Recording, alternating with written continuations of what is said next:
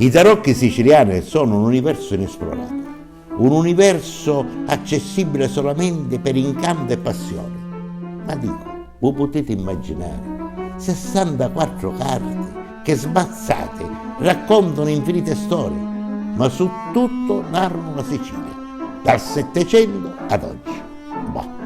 Attorno a un tavolo fiorisce l'arte di un gioco che fu del popolo e dei nobili, ma sempre governato da raffinata intelligenza e dall'arte della memoria.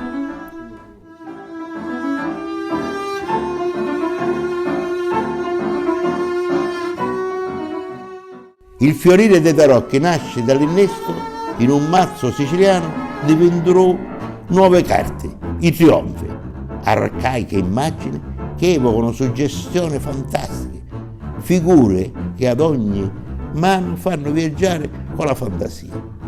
Le calate sono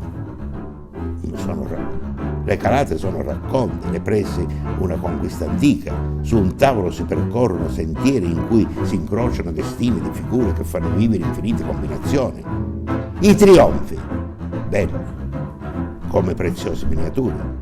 Nel Seicento sbarcano nell'isola, sì, sbarcano qua. È fatale l'incontro con la cultura popolare siciliana e tutte le sue tinte, quelle del Mediterraneo.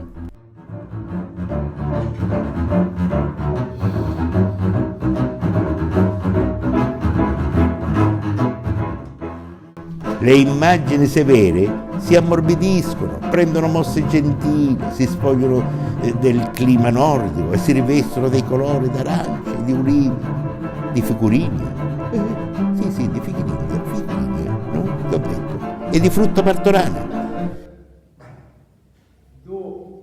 7, 8, 9, 10, 16, 19, 24, 25, 37, 42.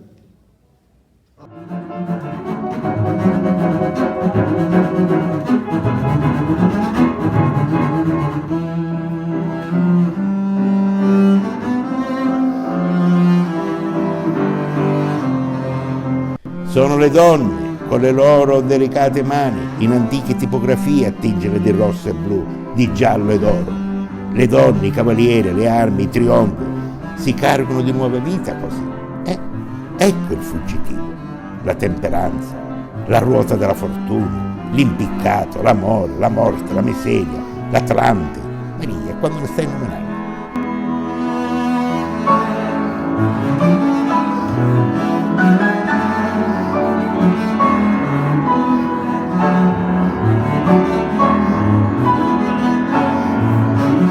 Sono speciali ed unici i tarocchi siciliani. Speciali, sì.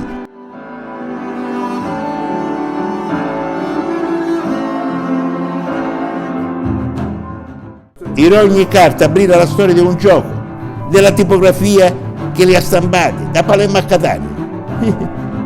E stanno cenissati. Dei secoli che hanno visto dal Settecento al Novecento.